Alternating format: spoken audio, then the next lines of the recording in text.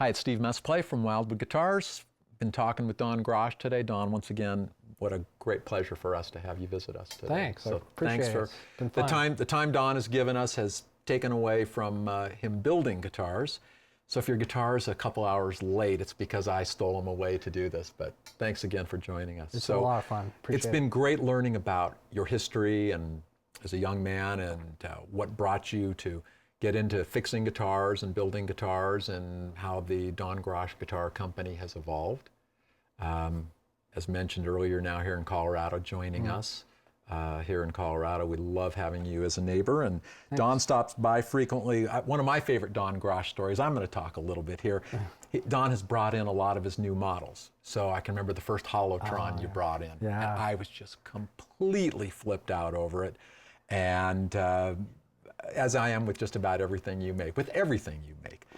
But I can still remember the first Electrojet. Yeah, Don would typically hand me a guitar and I'd play it for a minute or two and then we'd talk. And he handed me this Electrojet with P90s, and I've always been a big P90 nut, and I love juniors and specials and jazz masters and 330s and anything with P90s. And Don handed me this beautiful new creation that had its own shape. I thought it was just brilliant.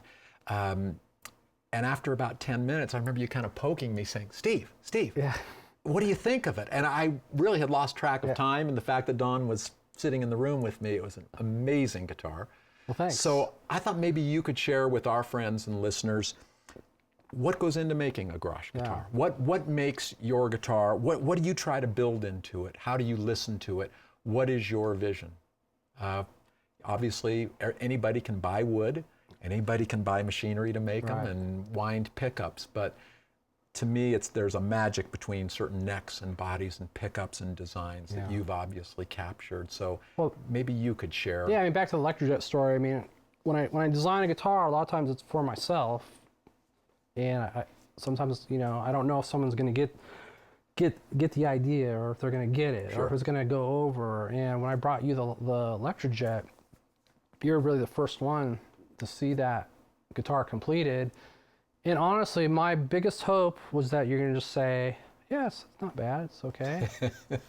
And hopefully you wouldn't say, nah, I don't like the shape, nah, I don't like the way it sounds. But your reaction to it just blew me away, and it just confirmed my instinct. Well, I didn't know that, but I'm honored. That's wonderful. Yeah, no, it's just that I did go with my instinct, and that your reaction to it confirmed I was on the right track, hopefully. Yeah, very much so. Well, thanks, I appreciate it. So yeah, I mean, as far as designing that guitar, it took about 8 months of design, and actually what I did, I had a blank wall in my shop. I had a full-size drawing of the Retro Classic, I put that up. I had a full drawing of the neck, I put that up, and I put a blank sheet of paper up.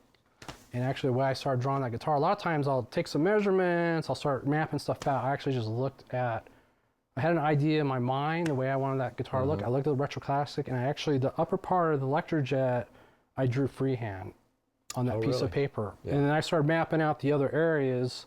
So the upper horn was the first thing that was on that guitar, and it was freehand. The rest of it did take actually quite a bit of time to tweak it. I think the horn, the horn, the axis, the way that shaped the back end, I spent quite a few hours, different variations of that shape, just trying to get it right, and actually looking at different angles. But the way that guitar is designed is actually horizontal.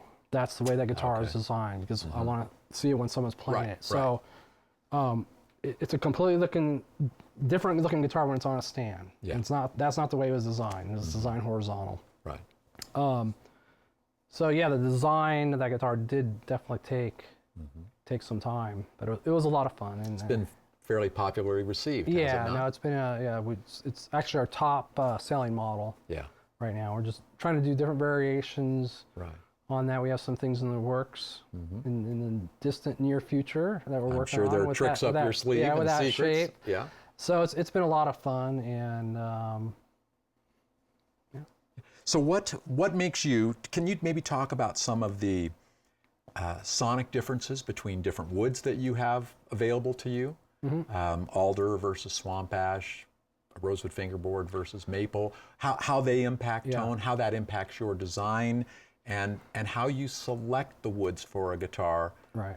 as it comes together to ensure that it has the inspired voice that you think is appropriate.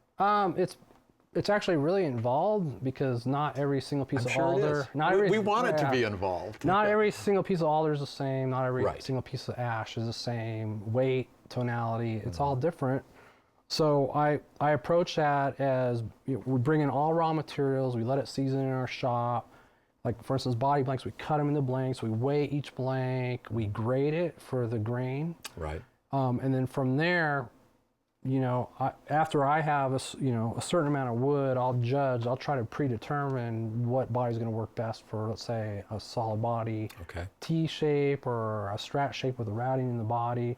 A lot of that's based on weight because the weight really dictates the tone of the wood. So if you took a body blank and you tapped on it, it's a heavier weight piece of ash. It's actually going to be brighter sounding, less scooped sounding. When you get into lighter weight, it's more pronounced bass. And a little bit more top end, a little more scoop. So there's a range in there, so you kind of have to predetermine what woods are going to work best for which guitar. Alder doesn't vary as much, but it's still going to vary. So it's the same thing. A lot of it's based on weight. The grain in the material is going to dictate what body it's going to go on. Very similar with the rosewoods. When you tap on it, Brazilian rosewood, even though it's so-called the holy grail of wood, you tap on a piece and it's going to vary anything from really nice top end bell-like frequencies to lower end ring. It's quite a wide range of frequencies. Same with Indian rosewood or Madagascar.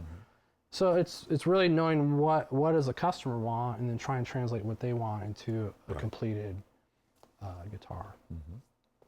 So how about one of the big steps I've seen you take in recent years is that you're now making your own pickups. Yeah. When did you start that? I think it was a little over 3 years ago. We started with some hand winding of single coils. And it just gets back again to having the control and trying to hear something in my head. I want to make that translate into a piece of wood or a guitar or the pickups. And before doing aftermarket pickups, we didn't have the control. So we started doing some testing on single coils, and that gave us a lot of insight. In fact, we just on neck pickups alone, because that's why I want to start with a neck pickup. I want to dial on a really great Strat neck pickup, and we literally had a stack of pickups on our bench. And we probably have a picture somewhere of just neck pickups that we were testing and listening in a guitar. And once I had a neck pickup, because I love a Strat neck pickup, and that to me dictates a lot of what's going to happen to the rest of the pickups once you dial on that neck tone. That's what I started with, and then we gravitated to the middle and the bridge, then dialed in. First set was a 60s Fat set that we dialed in. What we did though, after we did the hand winding, we discovered the problem with hand winding, you can do scatter winding and a lot of great things that contribute to a sound of a single coil. But what I discovered is tension is the ultimate key. It's a big percentage of the key of the tone of the pickup. If you can't control the tension, there's no way you're gonna have consistency in the tone. So we decided that our best bet would be to invest in a CNC winding machine that you can control all those parameters. And then from there, so then we dialed in every little nuance and aspect of what's happening with the pickup, and we made a bunch of prototypes and we listened to them back and back. And then we started discovering that wire, different batches of wire has a variance. The coating on the wire varies. So we actually, every spool of wire, we have to recalculate what the difference is. We have to wind a pickup, measure it, and then recalculate some variances with the wire. And so for us, we can never reproduce that hand wind. It has to be done on a computerized winder. So we, moved from the single coils to P90s to Tele to humbuckers, and a lot of the theories and ideas behind what we did with the single coils, things we discovered actually translated to those other pickups. In fact, we have a new pickup coming out, which I'm not going to say what it is right now, but a lot of that humbucker the findings kind of helped with this new development of this pickup, and so it's been really gratifying because now within a couple hours, if we have an idea for a new model we're making or we want to try a pickup design literally within a few hours, we could have a pickup. Yeah. And so that's huge for us to keep the quality, the control, and the, try to reach that never-ending tone search that we're going for. Yeah, if it ever ended, I think we'd all be disappointed if it never ended. There's just so many pleasing sounds. Yeah. I mean, that's what we're all chasing. Yeah.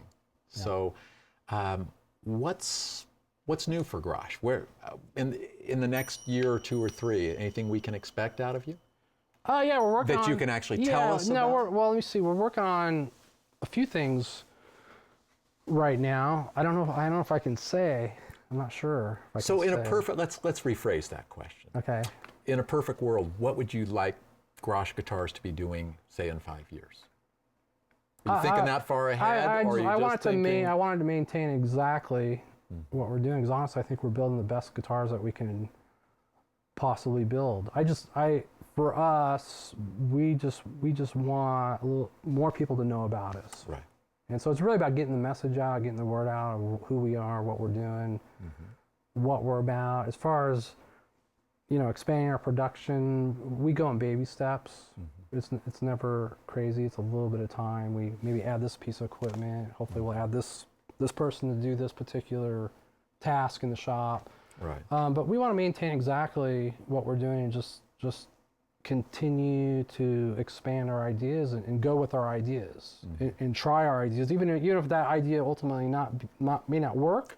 Might lead to something else. Right, but I like the freedom. If I have an idea, I want to try to pursue it and see what happens. Well, it's been really exciting to know you all these years. Thanks. And likewise. we love being your guinea pigs. We are going to encourage you to keep bringing us guitars and new pickups to try out. We love doing that. We're thrilled you would take the time out of your busy schedule to come here. And we're just looking forward to a great partnership and friendship with you, and continued success to you and your company. Thanks. Well, thanks, Steve. I really appreciate having me here today. I had a great time. We'll do it again soon. Stay tuned. We're going to get this guy back here again. Cool. Thanks.